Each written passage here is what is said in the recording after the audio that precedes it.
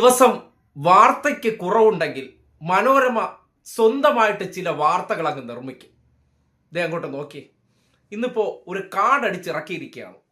പേജിന്റെ റീച്ചിന് വേണ്ടിയും യുവത്വങ്ങൾ ഏറ്റവും കൂടുതൽ മനോരമയ്ക്കകത്തേക്ക് ആകർഷിക്കാൻ വേണ്ടി പൊടുന്നനെ ഒരു കാർഡ് അടിച്ചിറക്കിയിരിക്കുകയാണ്. അതും യൂത്ത് സമരത്തിന്റെ നായകനായി നിലകൊണ്ട അഭിജിത്ത് ദീപ്കയെ സംബന്ധിച്ചുള്ള ഒരു വലിയ പ്രധാനപ്പെട്ട വാർത്ത എന്താണെന്ന് കേൾക്കണ്ടേ. അഭിജിത്ത് ദീപ്കയ്ക്ക് കല്യാണം വേണ്ടേ?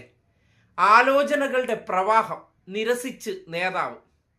നോക്കണേ, വാർത്തകളൊന്നുമില്ല. അപ്പോൾ സ്വാഭാവികമായിട്ടും അത്തരം സെർച്ചുകൾ വരണമെങ്കിൽ മനോരമയ്ക്ക് കുറച്ച് റീച്ച് ഉണ്ടാക്കണമെന്നുണ്ടെങ്കിൽ അങ്ങ് ഡൽഹിയിൽ താമസിക്കുന്ന അഭിജിത്ത് ദീപ്കെ, അദ്ദേഹത്തിന് ഒരു കല്യാണം വേണമോ വേണ്ടേ എന്ന് ആരാണ് പറയേണ്ടത്? സ്വന്തം നിലയ്ക്കാണ് പറയേണ്ടത്. ഇപ്പോൾ ഈ നിലയ്ക്ക് ആലോചിക്കുന്ന മനോരമയ്ക്ക് എന്തുകൊണ്ട് നമ്മുടെ പ്രധാനമന്ത്രിക്ക് ഒരു ഭാര്യ വേണ്ടേ, ഒരു കല്യാണം വേണ്ടേ എന്ന് ആലോചിച്ചുകൊണ്ട് ഇങ്ങനെ ഒരു കാർഡ് അടിച്ചിറക്കിക്കൂടാ? സ്വാഭാവികമായിട്ടും അതിന് സ്കോപ്പുള്ള കാര്യമല്ലേ. അത് വേണ്ട, അത് നാട്ടുകാരെന്ത് ചെയ്യും? ആ ആളെ കയറി പൊങ്കാലയിടും. കരുതൽ വേണം. എന്നാൽ അഭിജിത്ത് ദീപ്കയെ എങ്ങനെയൊക്കെ ചില ഹെയ്റ്റേഴ്സിനെ കൊണ്ട് ചീത്ത വിളിപ്പിക്കാം, അവർക്ക് ഈ വിഷയവുമായി ബന്ധപ്പെട്ട് അദ്ദേഹത്തെ പരമാവധി പരിഹസിക്കാം. അവർക്ക് ഈ നാട്ടിൽ ഒരു സമരത്തിന് ശേഷം ഒരു വ്യക്തിയുടെ കല്യാണം എന്നതിനെ സംബന്ധിച്ച് ആരും ഗൗരവതരമായി സംസാരിക്കുന്ന വിഷയമല്ല.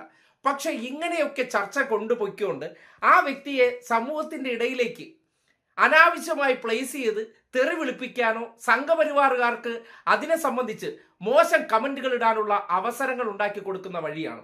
അല്ലെങ്കിൽ ഗൗരവതരമായ ചർച്ച വഴിമാറുന്നതിന് മുന്നോടിയായിട്ട് മനോരമയ്ക്ക് പൈങ്കിളി വാർത്തകൾ ഉണ്ടാക്കാൻ ഇതിപ്പോ അഭിജിത്ത് ദീപ്കെ മനോരമയുടെ ഏതെങ്കിലും ലേഖകനെ വിളിച്ച് പറഞ്ഞിട്ടാണോ? മനോരമ എന്ന ചാനലിനെ കുറിച്ച് അഭിജിത്ത് ദീപ്കയ്ക്ക് അറിയാമോ? അതൊന്നും ഇല്ല. മലയാളത്തിൽ അങ്ങ് അടിച്ചു വിട്ട ആരറിയാൻ?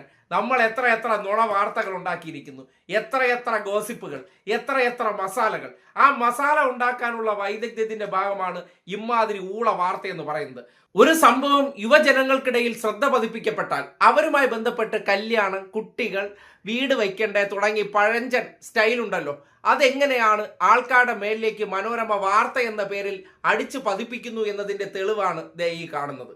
എന്തൊരു പൈങ്കിളിയും എന്തൊരു നിലവാരമില്ലായ്മയാണ് മനോരമ എന്ന് പിന്നെയും തെളിയിക്കുകയാണ്.